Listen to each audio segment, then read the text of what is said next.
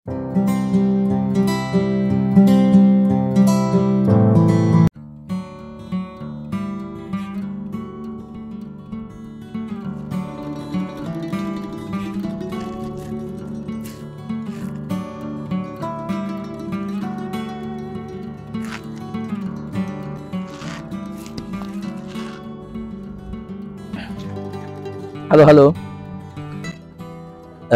Saya sudah lama tidak update video, dan kali ini untuk update videonya saya langsung fokus ke tanaman yang sedang saya uji cobakan untuk ditanam di lingkungan rumah kabin Jaya Jahra. Tanaman apa itu? Kita lihat ke lokasinya.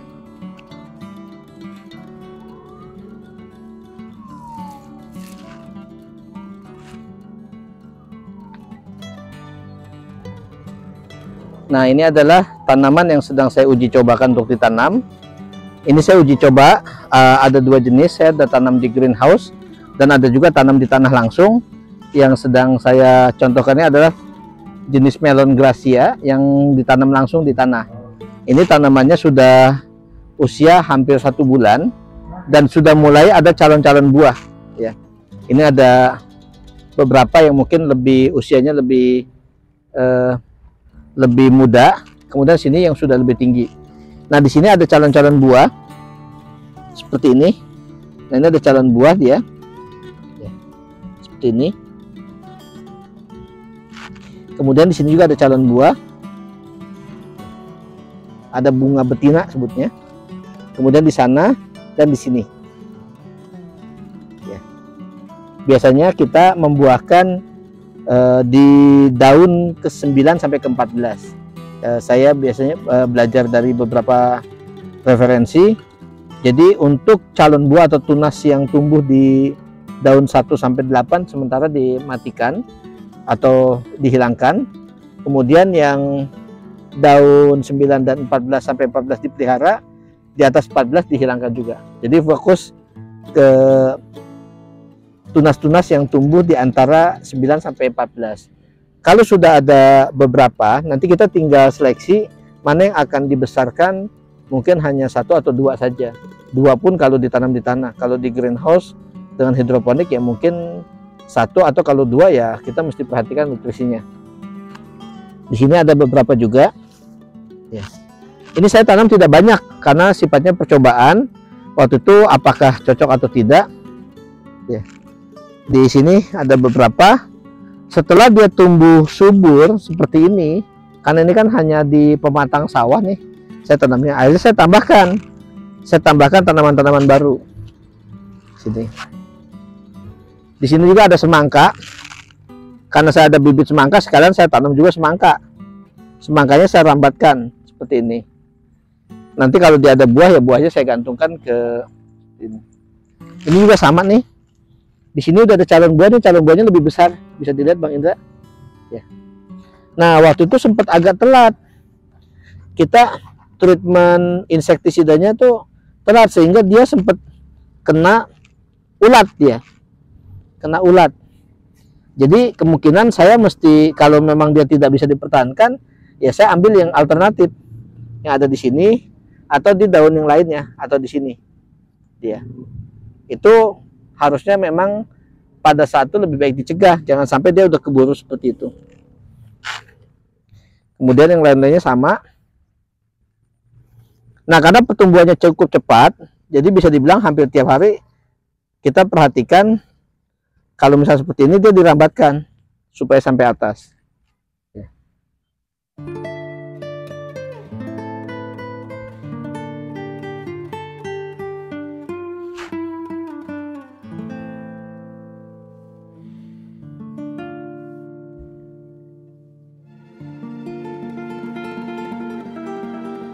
Nah, ini cukup banyak dia, beberapa ini. Kalau semangka memang belum ada calon buah, kalaupun ada masih kecil sekali. Tapi karena ini buat percobaan ya nggak apa-apa. Ini calon buah semangkanya. Jadi kalau misalkan nanti dia udah berbuah, saya akan bikin penyangga atau gantungan buat buahnya nanti di ketiang yang ada. Nah, ini contoh yang sudah lebih awal ya. Ini bisa dilihat, ini saya ada 3 buah, ada 1, kemudian di sini ada 2, ya, ini kemudian yang ini 3. Biasanya kalau dia ukurannya sudah seukuran bola pingpong, itu kita bisa seleksi. Kalau kita buahkan paling maksimal ya memang 1. Jadi kalau misalnya seperti ini, saya harus pilih nih di antara 3 ini mana yang saya pilih. Kalau dilihat sekilas, saya mungkin akan pilih antara yang sana sama sini, karena yang di sini mungkin kelihatannya kurang. Tapi karena ini di tanah langsung, saya juga belum pernah tanam jenis ini, jadi ini saya pelihara 3-tiganya karena saya bimbang mana yang mesti saya pilih gitu. Seharusnya saya pilih hanya 1 atau 2 saja paling maksimal ya, karena ini percobaan lagi ya, tadi lagi-lagi percobaan. Jadi saya biarkan dia 3 buah, pengen tahu kalau dengan pemupukan yang cukup bagus apakah dia masih sanggup dengan 3 buah atau tidak. Nah, dia di sini daunnya sudah sampai tinggi. Karena sudah tinggi, dihitung sudah lebih dari tahun 25, pucuknya saya matikan di sini. Pucuknya saya matikan, jadi semua tunas juga di atasnya saya matikan. Karena semua tunas dimatikan, pucuk dimatikan, otomatis dia fokusnya ke pembesaran buah seperti ini. Jadi harapannya dalam waktu sekitar 60 hari, 2 bulan, dia harusnya sudah cukup besar dan sudah mendekati masa panen. Yang lain-lain sama, berarti yang ada ini saya tanam lagi tambahan. Ini contoh yang lainnya. Ya, ini masih kecil. Ini juga ada. Ini. Melon ini usianya nggak terlalu lama ya, maksudnya buat pembuahan itu. Jadi kalau sekarang saya lihat masih seperti ini, ya. Ini masih seperti ini, mungkin dalam waktu seminggu ke depan ukurannya udah bisa sama seperti yang tadi nih ukurannya. Dan sekarang kita gampang mengenali melon tuh ternyata tunas buahnya tuh keluar dari tunas-tunas yang samping, jadi dia menyamping seperti itu.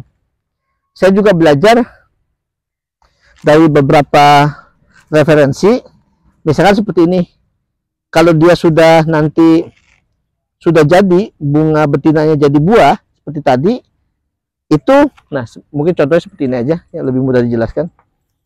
Kalau dia sudah seperti ini, saya hitung sampai 1 daun setelah dia, 1 atau 2 daun. Jadi dari buah 1 atau 2 daun itu pucuknya saya matikan ya. Jadi pucuknya saya matikan, kemudian yang lain-lain juga pucuknya dimatikan. Dengan demikian otomatis dengan cara demikian fokus nutrisi atau makanan dari si tanaman ini fokusnya ya ke pembesaran buah dan pematangan buah nantinya. Itu mungkin seperti itu buat teori-teori yang ada. Ini pertama kali saya menanam melon, jadi ya masih betul-betul masih tahap belajar. Ini contoh lainnya. Nah, ada satu yang menarik seperti ini ya. Ini dia ada buah, ini tadi agak tinggi dia itunya ya. Ini ada buah 1 udah ukurannya udah lebih besar dari bola pingpong. Kemudian ada 1 lagi di sini ukurannya masih kecil ya. Di sini masih kecil.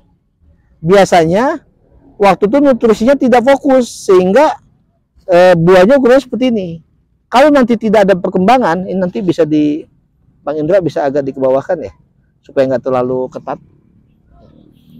Jadi kalau nanti setelah beberapa waktu buah ini ada indikasi besar, tapi buah ini masih tetap kecil, ya berarti mesti yang kecil itu dikorbankan. Jadi kita fokus 1 saja. Itu yang biasanya terjadi kalau pada saat dia dibuahkan, pembuahannya itu tidak serempak. Kita terlalu lama karena bimbang. Misalkan kita ingin buahkan 4 karena kita mau seleksi. Nah, 4-nya ini akibatnya rebutan makanan sehingga dia jadi nggak imbang. Lebih baik kita tentukan, kalau memang kita sudah tentukan 2 atau 3, kita tentukan dulu, nanti kita sambil review. Setelah kita pasti mana yang kita besarkan, yang lainnya kita matikan. Gitu. Mungkin itu dulu untuk video singkat penanaman melon yang ada di lahan tanah langsung. Jadi saya tanam di tanah langsung. Saya juga ada project menanam melon di dalam greenhouse.